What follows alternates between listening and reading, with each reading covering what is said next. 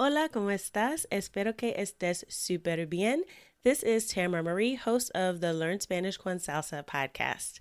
Now, before we jump into this episode, I wanted to let you know about a special opportunity that you're definitely going to want to take advantage of, especially if your goal is to become fluent in Spanish. For a limited time only, my team is opening the doors to listeners of the podcast to take advantage of a free language coaching session. Now, in this session, it's not just we're teaching you about verbs or grammar, but we're really going to do a deep dive into what are your goals for learning Spanish, assess where you are on your journey to fluency at the moment, and help you map out a 90-day plan for how you can get to fluency. So we are going to help you take your Spanish to the next level, whether you're afraid of speaking Spanish or you just get a little bit nervous when you're talking to native speakers, or maybe you've got some of the basics down, but you really know that you struggle with getting your Spanish to flow and your listening skills aren't up to par. Whatever it is, even if it is a specific grammar issue, we will help you map out how to tackle that. And normally these sessions do cost, so we are offering a few slots for free.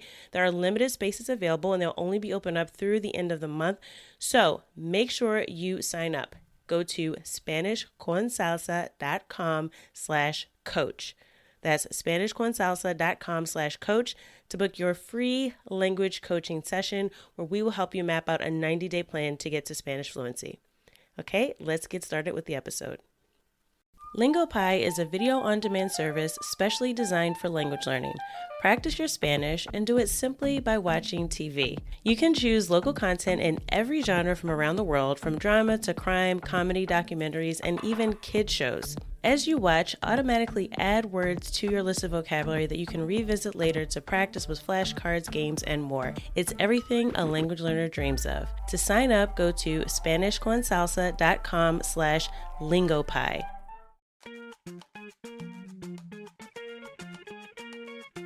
Bienvenidos! Welcome to the Learn Spanish con Salsa podcast, the show for Spanish learners that love music, travel, and culture. Close your grammar textbooks, shut down the language apps, and open your ears to how Spanish is spoken in the real world. Let us show you how to go from beginner to bilingual. Here is your host, certified language coach, Tamara Marie. Hola, bienvenidos al episodio 161. Welcome to episode 161 of the Learn Spanish con Salsa podcast. It is the beginning of a new year and a new month, and I know we are all tempted to set New Year's resolutions or new goals around this time. So I thought it would be really useful to go over some principles that you can keep in mind so that this time around you set goals that are effective and that will really get you to your goal of speaking more Spanish and speaking fluently. But before I get into today's topic, I did want to give you one last reminder that we are kicking off our Spanish Conversation Challenge on Monday, January 16. So if you are interested in joining our free challenge, where we will walk you through daily activities to get you speaking more Spanish. I know one of the things I hear all the time is that I really would love to speak more Spanish, but I don't have anyone to talk to. So this is our goal with this challenge, is really helping you overcome that. And also, if you're one of those people that just gets really nervous when you're talking to native speakers, maybe you freeze up, you go, oh my gosh, this conversation is 100% in Spanish. We get really nervous about that. So in this challenge, we're going to be addressing how to overcome your fear of speaking Spanish and get you into a daily habit of speaking the language. So I hope you'll join us.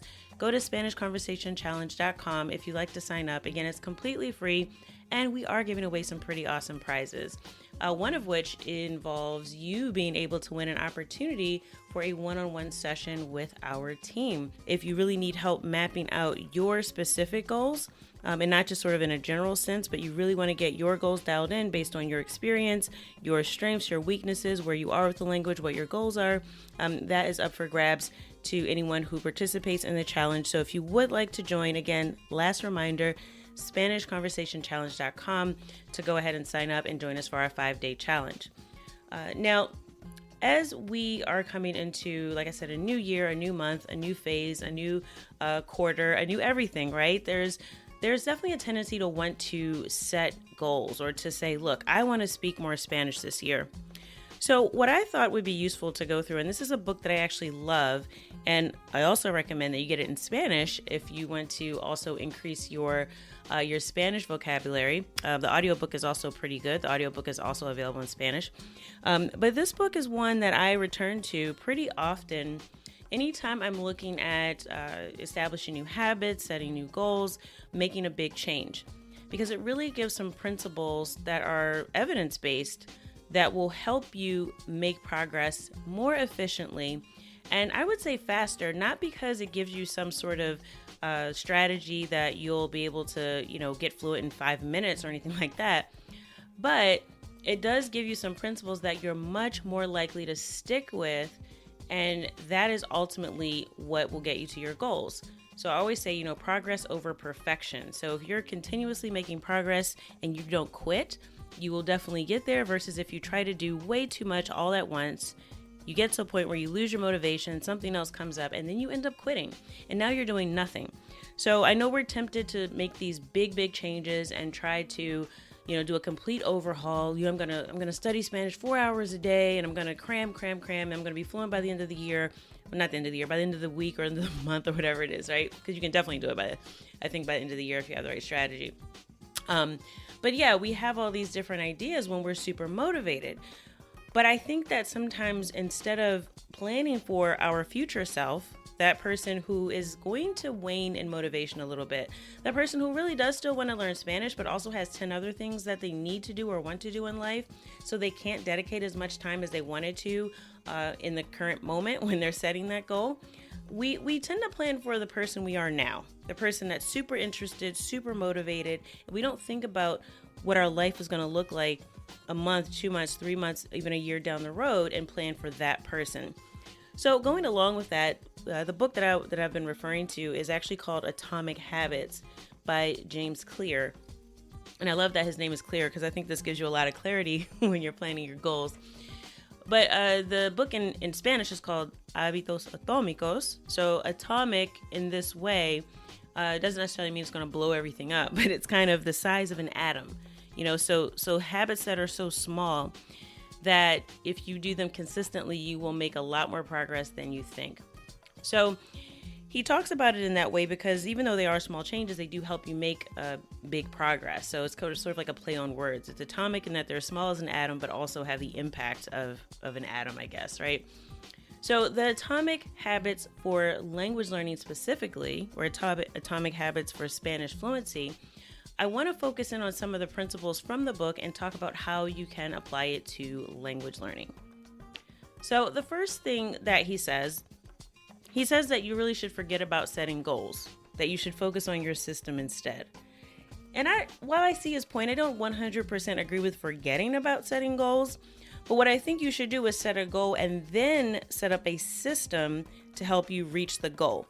So especially for language learning, I find that if we don't have a specific target or a specific goal, we can find ourselves doing the things that we're comfortable with over and over and over again, but never really address those areas where we have issues and we need to improve. For example, if speaking Spanish is something that gives you anxiety, you're much more likely to spend your time studying, reading flashcards, or going through a lesson in an app, or doing something that you're more comfortable with, and you won't spend that time speaking. So I think it's important to have a target that you're shooting for when it comes to conversational fluency specifically, so that you don't spend all of your time doing things that are within your comfort zone. But once you have that goal, then setting up a system to make sure you get there becomes very, very important. And this is where what James Clear talks about in Atomic Habits comes into play.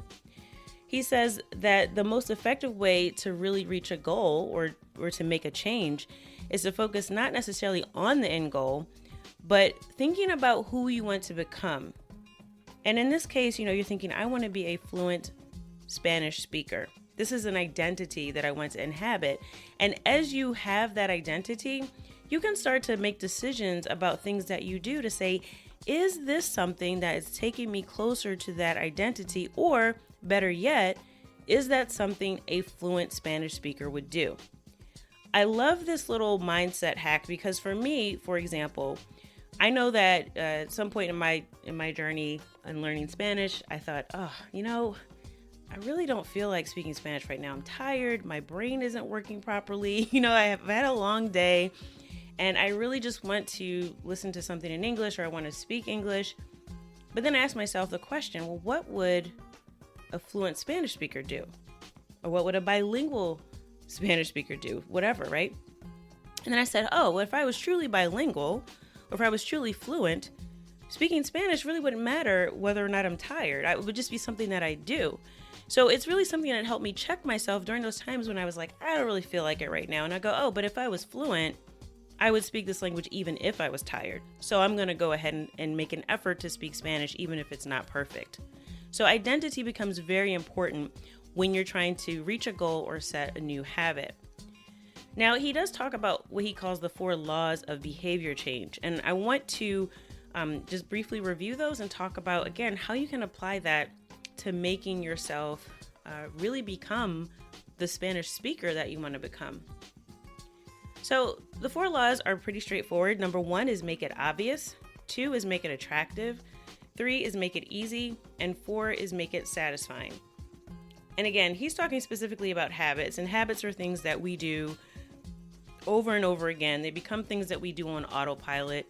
We have good habits and bad habits, but when it comes to language learning, there are definitely some habits we want to establish, and then also some habits that we want to get away from, like the one I mentioned before. If you have a tendency to switch to English when you're tired, or when you just don't feel like it, or when you're talking to someone who's bilingual because you know they'll understand you anyway, all of those bad habits we want to break. But to establish those habits, like for example, I want to always speak Spanish anytime I'm confronted with a native speaker, right? If I go somewhere and Spanish is being spoken, then I'm going to speak Spanish. I'm not going to take the easy way out because I know they would understand me in English. So something like that.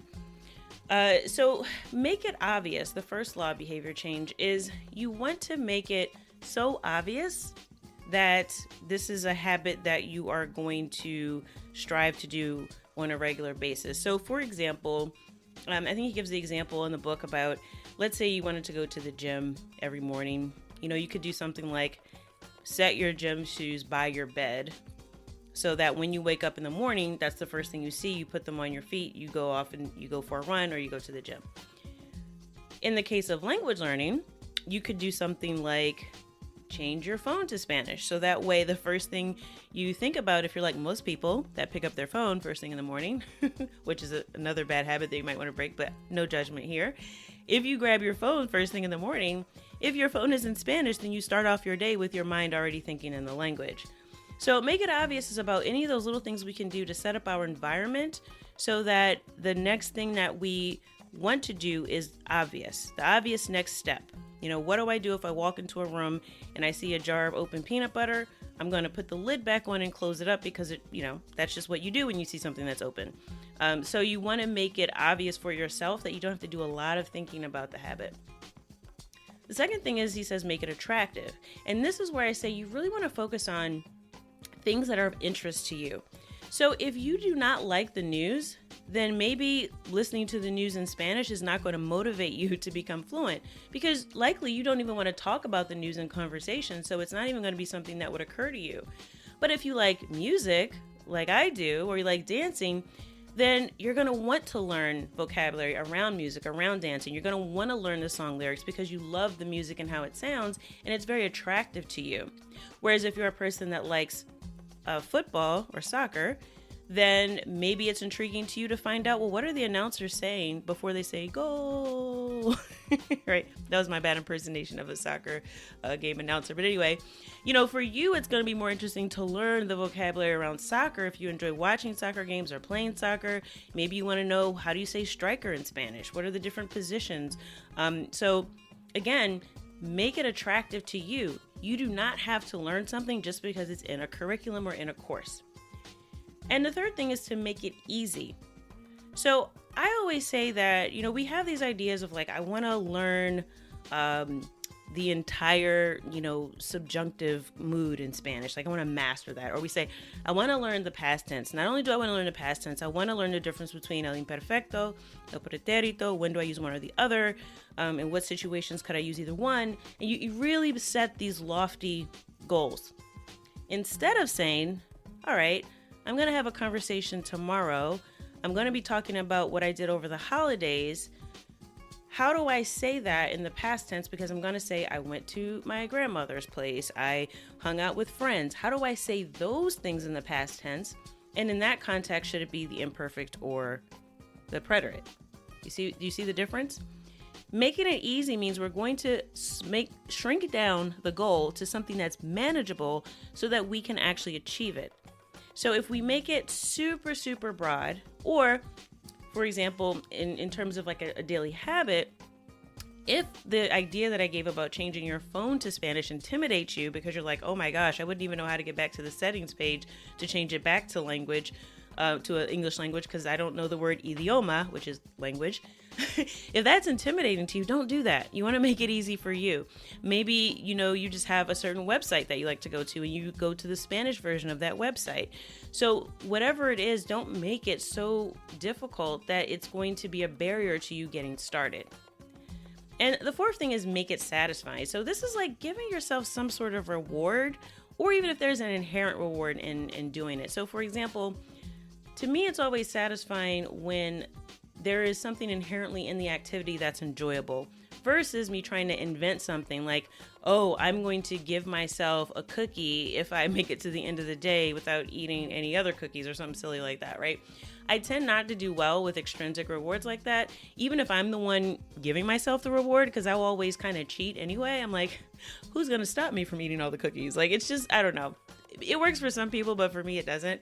But I like to just do something that's satisfying. And for me, that's actually achieving something and getting it done. So for example, when I just talked about, like, let's say, you're going to have a conversation with a friend, you're going to be talking about what happened over the holidays, and you want to be able to do that in Spanish. Well, once you have that conversation, there's an inherent satisfaction in knowing, oh, I had the conversation. It's over. We talked about the holidays. I remembered most of what I wanted to say. I learned a couple new words because I didn't really know how to say X thing or Y thing. And now I feel like I can check that off and say, I did it. I had that conversation. It lasted for 30 minutes. I didn't speak any English. To me, setting smaller milestones like that and actually completing them is satisfying. For you, it might be something where you say, all right, if at the end of the day, if I have, learned 5 new vocabulary words in Spanish, because my habit is to learn 5 new words every day related to soccer, for example, or football.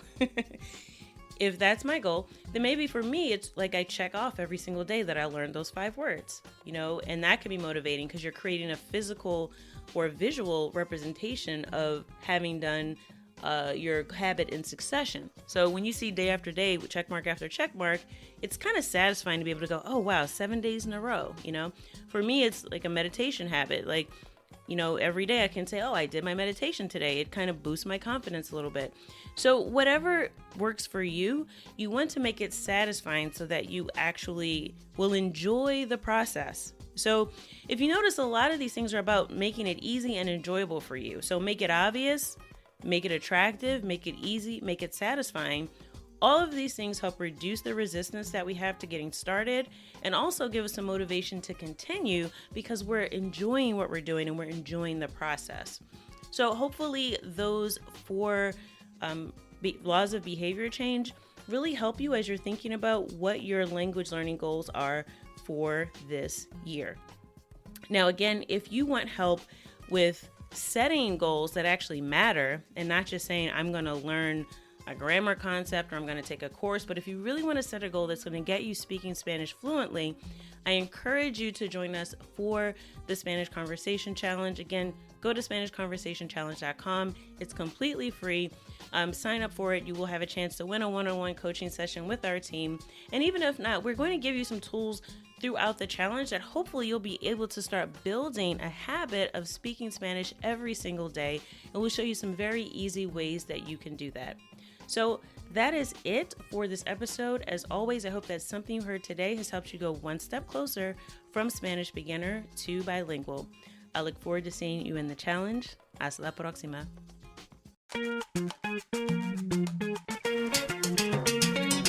Thank you for listening to the Learn Spanish con Salsa podcast at learnspanishconsalsa.com.